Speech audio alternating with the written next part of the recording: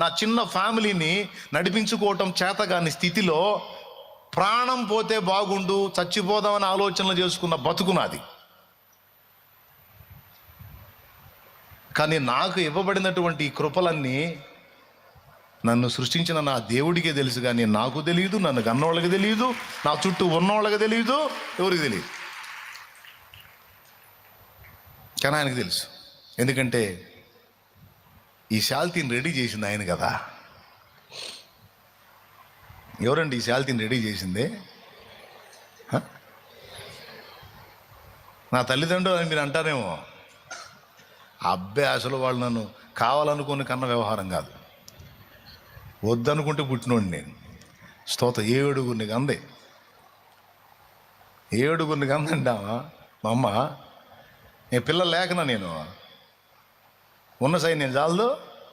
కరువు రోజులు, కష్టాల రోజుల్లో వాళ్ళకి ఫుడ్ పెట్టడమే కష్టమైంది, ఇంక నేను ఒకడిని ఎందుకు? మనం 8వ శాల్తీ. ఫస్ట్ కొడుకు ఫస్ట్ కూతురు అనుకోండి, ఇష్టపడి కన్నారు అనుకోవచ్చు. ఈ లాస్ట్లో కన్నాడు వేస్ట్ సరుకు ఇది. ఆపరేషన్ చేయించుకొని రిక్షా బండి కూడా ఎక్కిందంట మా అమ్మ. పెద్దోళ్ళు చెప్పారమ్మా, 5 ఆడపిల్లల తర్వాత ఒక్క మగబిడ్డ పుట్టాడు, ఒకడేమో అపహరణకు గురయ్యాడు, ఇంకొకడు పుడతాడేమోనమ్మా అని వాళ్ళు అలా అంటే ఎక్కిన దిగిందంట. ఆ రిక్షా దిగింది, మన భూమి మీదకి దిగాం. దేవునికి స్తోత్రం, హల్లెలూయా. ఇష్టపడి మురిపెంతో ముద్దులతో కన్నది అనుకున్న స్థితి. కానీ నేననేవాడిని ఒకడిని ఉనికిలోకి రావటం నా తల్లిదండ్రుల చిత్తంలో లేదు, కానీ నా సృష్టికర్త అయిన దేవుని చిత్తంలో ఉంది. ఈరోజు నీ గురించి కూడా నువ్వు అదే ఆలోచన చేయి. నీకు ఇవ్వబడిన కృపలు ఇప్పుడు నీకు అర్థం కాకపోవచ్చు, కానీ భవిష్యత్తులో నీకు అర్థమవుతాయి. అర్థమైనాడు నీ మైండ్ బ్లోయింగ్ అనుకో. పక్క అన్నీ మీకు బైబిల్లో చూపిస్తాను, నా లైఫ్లో చూపిస్తాను. 2 రకాలుగా మీకు ఆధారాలు చూపించి మాట్లాడుతున్నాను. నేనేదో కల్పితాలు మాట్లాడటల్లా. ఎంతమందికి అర్థమైంది? అది మనకివ్వబడిన కృపలేంటో, మనకిచ్చిన సామర్థ్యాలు ఏంటో, మనల్ని ఎలా డిజైన్ చేశాడో ఆ నిర్మించినటువంటి ఆయనకు తెలుసు, మనకు తెలియదు. ఆ సమయం వచ్చిందాకా, ఆ సన్నివేశంలోకి వచ్చిందాకా, మనలో దాచబడినవి ఆయన మళ్ళా రేపిందాకా, మనకు చూపిందాకా మనకు అర్థం కాదు. ఒక సమయం వచ్చింది, పరాక్రమం గల బలాఢ్యుడా అంటాడు, బలాఢ్యుడాలా అంటాడు, సేవకురాలా అంటాడు, సేవకుడు అంటాడా, నీవు నా దాసుడివి ఉపేక్షింపక నిన్ను ఏర్పరచుకున్నాను అంటాడు. నీవు నా దాసురాలివి, నువ్వు నా పని చేయాలి, ఆ కృపలు నీకు ఇచ్చిన లే నడు పా అంటాడు. నువ్వు పరిగెత్తాల్సి వచ్చింది.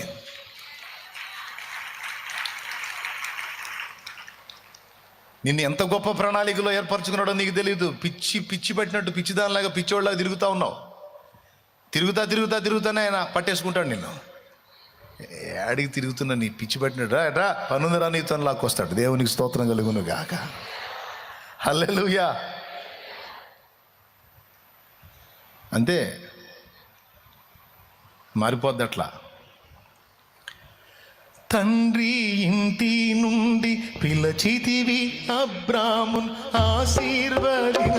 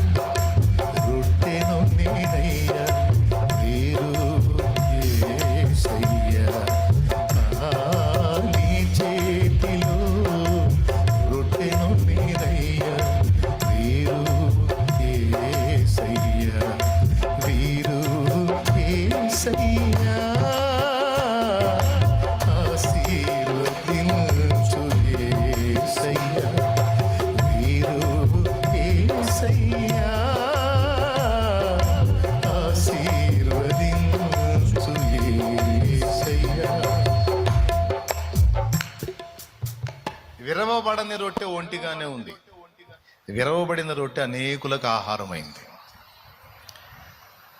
అట్లాగే నువ్వు ఒంటరి రొట్టిగా ఉన్నావా, అలా ఉండనిచ్చి సడన్గా పట్టుకొని విరుస్తాడు.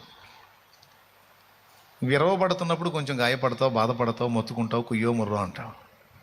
ఆ విరవబడిన అనుభవం పూర్తయిన తర్వాత విస్తారం అవుతావు, అనేకులకు ఆహారం అవుతావు.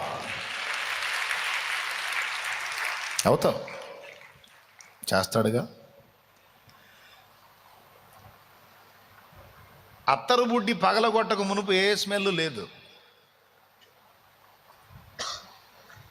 మరి అత్తరు బుడ్డి పగలగొట్టింది, గదంతా పరిమళంతో నిండింది. అలాగూ నిన్ను పగలగొట్టక మునుపు నీ నుండి ఏ పరిమళం బయటికి రాదు. ఏదో టైం చూసి కొడతాడు, గది నిండా పరిమళ సువాసన వెదజల్లినట్టు నీ సాక్ష్యం పరిమళిస్తుంది. పాటలు ఎక్కువ అవుతున్నట్టున్నాయి కదా, ఆల్ నైట్ కాబట్టి తప్పదు. పరిమళించని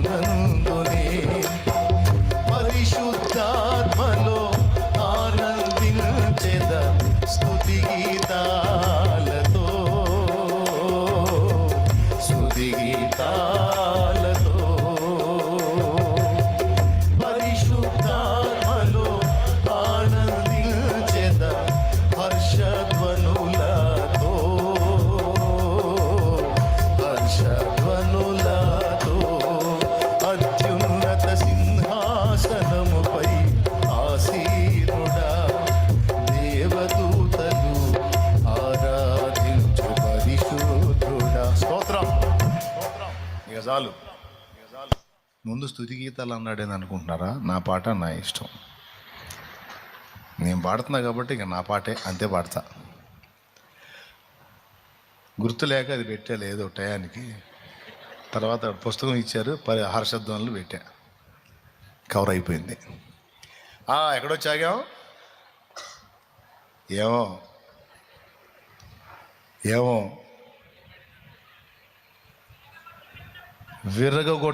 విరవబడినప్పుడే విస్తారం అవుతావు, పగలగొట్టబడినప్పుడే పరిమళిస్తావు. ఆ పని దేవుడు తీసుకుంటాడుగా, ఆల్రెడీ లైన్లో పెట్టాడు నిన్ను. స్తోత్రం. ఒక రేంజ్లో విరవబడుతున్న అనుభవంలో కొంతమంది ఉన్నారు, పగలగొట్టబడుతున్న అనుభవంలో కొంతమంది ఉన్నారు. గుర్తుపెట్టుకోండి, ఈ రెండు అనుభవాలు నిన్ను విస్తారం చేయటానికి, నిన్ను పరిమళింపజేయటానికే. నాయనా, ఎందుకు? నిన్ను పరిమళింపజేయటానికి, నిన్ను విస్తరింపజేయటానికి. ఏం కంగారు పడద్దు, ఏం ఒత్తిడి నువ్వు ఏదో ఇదవుతున్నట్టుగా నువ్వు ఇది కావద్దు. ఎందుకంటే మూడో మాట కూడా చెప్పేస్తున్నా సందర్భంలో. నీ భవిష్యత్తును ఎరుగున్న దేవుడు, నీకు ఇచ్చిన టాలెంట్స్, తలాంతులు ఏమి ఇచ్చాడో ఆయన ముందే ఎరుగున్న దేవుడు.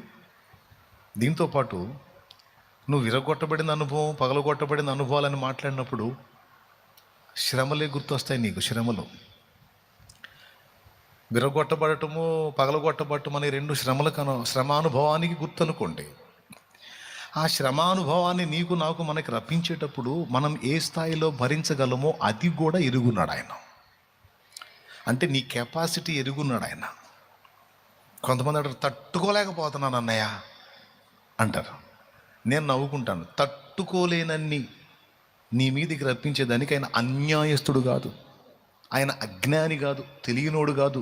తట్టుకోలేకపోతున్నా డైలాగ్ వాడుతున్నావు కానీ ఇంకా అన్నైనా తట్టుకునే దమ్ము నీకు ఇచ్చాడు దేవుడు, నాకు ఇచ్చాడు దేవుడు.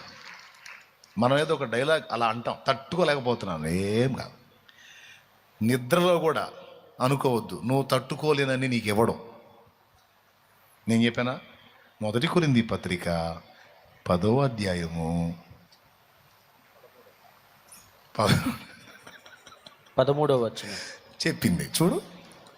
సాధారణముగా మనుషులకు కలుగు శోధన తప్ప మరి ఏదియూ మీకు సంభవింపలేదు.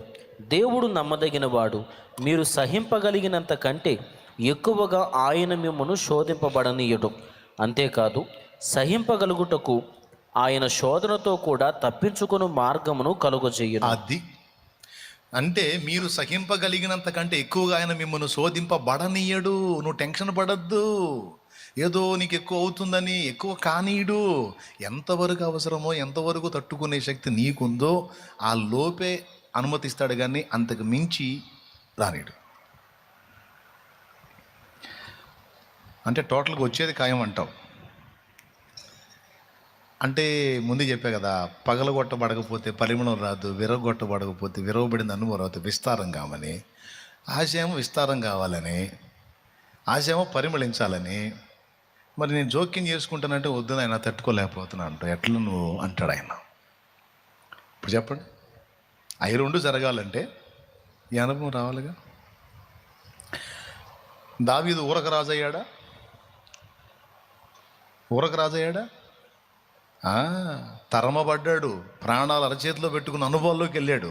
తైలం నెత్తి మీదకి వచ్చి, తైలం సమయంలో వచ్చి నెత్తి మీద తైలం పోయగానే ఇంకా డింగు మనిపోయారు, సింహాసనం ఎక్కలా. ఇక్కడ తైలం పడకముందన్న నయ్యం ఎవరు పట్టించుకోవాలా? సమూహంలో వచ్చి దావీదు మీద తైలము పోయకముందు అన్నలు ద్వేషించలా. ఎప్పుడైతే వాళ్ళందరినీ పక్కన పెట్టి వాళ్ళ కళ్ళ ముందు ఆ చిన్నోడి మీద తైలం పోసారో వాళ్ళు అసూయ పట్టం మొదలు పెట్టారు. స్తోత్రం. అక్కడ నుంచి స్టార్ట్ అయింది. అడవికి పోతే అంతకుముందు సింహాలు లేవు, ఆ తర్వాత సింహాలు కనపడుతున్నాయి. అంతకుముందు ఎలుగుబంటులు లేవు, ఆ తర్వాత ఎలుగుబంటులు కనపడుతున్నాయి. అంతకుముందు సౌలు దగ్గర పిలుపు లేదు, ఇప్పుడు సౌలు దగ్గర పోవాల్సి వచ్చింది. అంతకుముందు గొలియాతు లేడు, ఇప్పుడు గొలియాతు గడలలోకి వచ్చాడు. అంతకుముందు సౌలు దాడి లేదు, ఇప్పుడు అడుగడుగున్న సౌలు దాడి. ప్రాణాలు అరచేతిలో పెట్టుకుని పరుగే పరుగు. ఏం తైలం పట్టమో ఏమోనయ్యా, బతుకంతా తిరణాలైపోయింది అనుకుంటారు. దేవునికి స్తోత్రం కలుగును గాక. ఏమైనా అర్థమైందా మీకు? దావీదు అనుకుని ఉంటాడు, దేవా అందరినా నిలబెట్టి నన్ను పిలిచి నెత్తి మీద నూనె పోసావు, సావమనే బతకమనే. వాళ్ళందరూ బాగానే ఉన్నారు, ఈ దుర్మార్గుడు ఏది నాయన నా వెంట పడ్డాడు. ఎవరు? సౌలు. వాళ్ళందరిని వదిలిపెట్టి నా వెంట పడ్డాడు ఏది నాయన అంటే దేవుడు అంటాడు, నేను నిన్నే రాజుగా చేయాలనుకుంటున్నా. రాజుగా చేయాలంటే సింహాసనం ఎక్కించాలి, అడవుల్లో పెట్టి తిప్పుతున్నా ఇది నాయన. ఈ ఎగచాట్లేంది నాయన. అసలు నువ్వు పిలిచిన పిలుపుకి నన్ను నడిపిస్తున్న తీరిక అసలు సంబంధమే లేదు దేవా. ఇంటి మొఖం చూసి సంవత్సరాలు అయిపోయింది, నా బతుకంతా కొండల్లో కోనల్లో తిరగాల్సి వచ్చింది. ఆ దుర్మార్గుడు ఎప్పుడో చంపుతాడు అర్థం కావట్లేదు. ప్రాణాలు అరచేతుల్లో పెట్టుకొని తిరుగుతున్నాను ఆయన. నూనె పోసిన ఎందుకేనా? అందరూ నువ్వు రాజు అవుతావు అంటే రాజు అవటం ఇప్పుడు ఇట్లా అయిపోయి తిరుగుతున్నాను ఆయన అని ఎంత బాధపడ్డాడో. ఈరోజు అదే అనుభవాల్లో నువ్వున్నావు. నీకు ఇచ్చిన దర్శనాలు, నీకు ఇచ్చిన పిలుపు, నీకు ఇచ్చినటువంటి అనుభవాలు అవన్నీ ఒక రకంగా ఉన్నాయి. నువ్వు ప్రయాణిస్తున్న తీరు ఒక రకంగా ఉంది, గందరగోళంగా ఉంది నీకు. Don't worry. ఇదంతా నిన్ను నలుపుటలో నీలో ఉన్న పరిమళాన్ని వెలిగి తీసే ప్రక్రియలో భాగమే తప్ప ఇంకొకటి కాదు.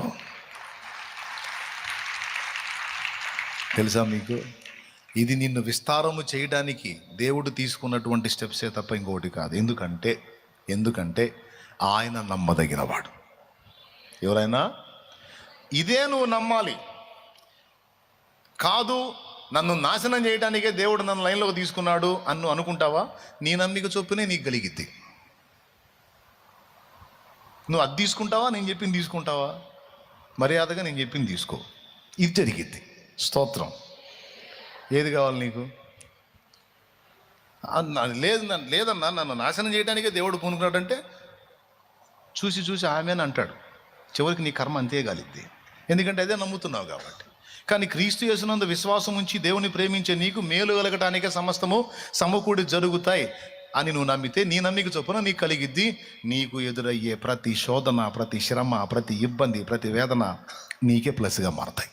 పక్క నువ్వు ఇది నమ్మితే ఇది జరిగిద్ది. లేదు రివర్స్లో నమ్ముతావా, అనుభవించు, అదే జరిగిద్ది. ఇంతకు ఏది నమ్మాలనుకుంటున్నారు?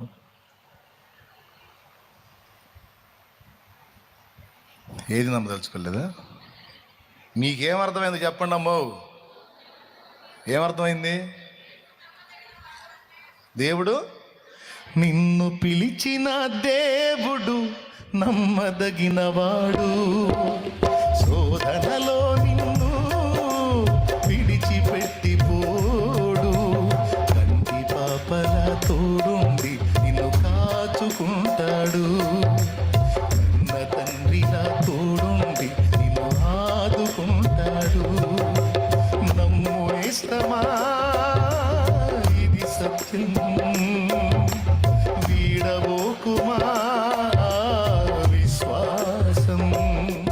నీ ఆశ నిరాశ కానే కాదు, వేదన ఎందుకు? నీ కన్నీరు కలకాలముండదు, కలతే చెందకు. నీ ఆశ నిరాశ కానే కాదు, వేదన ఎందుకు? నీ కన్నీరు కలకాలముండదు, కలతే చెందకు. ఈ పాటలు బాగానే పాడుతున్నావు, ఇక్కడ బతికేటట్టు కనపట్టల్లా. నీందు ఆశలు తీరతాయంట, నిరాశలు కావంట, అసలు బతికేటట్టు పోయేటట్టు ఉన్నావు అని మీలో కొంతమంది ఆత్మ ఘోషిస్తుందని నాకు తెలుసు. అయినా సరే మళ్ళీ చెబుతున్నాను, అంత తేలిగ్గా నువ్వు పోవు. దేవుడు నిన్ను పోనీయుడు, నువ్వు పోదామన్నా పోనీయుడు. స్తోత్రం. మరి ఏందన్నా ఈ బాధలో? కాల్చబడకపోతే స్వర్ణం